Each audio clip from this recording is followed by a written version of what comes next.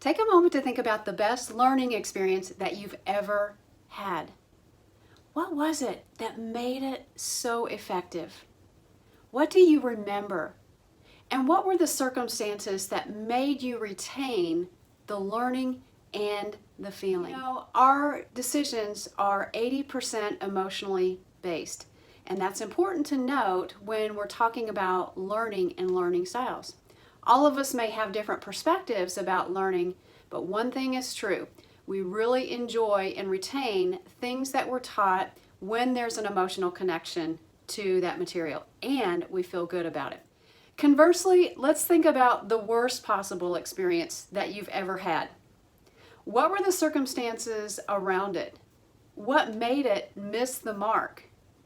What did not resonate with you? We've got to be thinking about all of these things when we're facilitating to groups. And you know what? You're not going to be all things to all people, but gaining self-awareness about your own style and the way that you would naturally facilitate will go a long way in helping you to connect with your audience more fully. Children and adults learn differently. Children are like sponges. They're soaking everything up. It's all new to them. Well, for adults, it's a whole different world.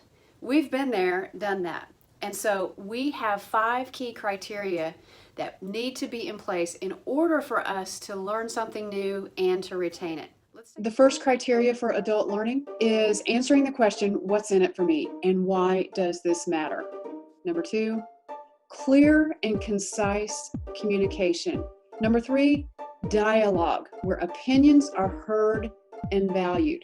Belief that time is well spent. And the 5th criteria, get solutions and practical application. Nobody wants to go through a learning experience and say, oh, that was nice. There's nothing that I can apply. We want something that we can put into action right away. We can take these 5 criteria and distill them down into 3 distinct learning styles: visual, auditory, and kinesthetic. Let's work through some examples of each of the learning styles so that you have a clearer picture of how this actually works. The most common form of facilitation happens to be auditory. Unfortunately, only 10% of the entire population learns by hearing. So I want to show you other ways other than auditory learning how you can facilitate, especially online. So I'm going to share my screen with you, and I'm going to share an important slide. I'm going to demonstrate what it means to visually facilitate and present to appeal to those learners who are visual. So if we look at this graph, for example, visual learners are actually 65% of our overall population. And then we have our auditory people, which they learn by hearing and listening. And finally, our kinesthetic learners are 25% of the population. So they prefer to learn by doing things and performing things. So you see, just now I demonstrated what it's like to do visual facilitation. And now I want to talk to you about how you can demonstrate kinesthetic learning, especially in an online environment.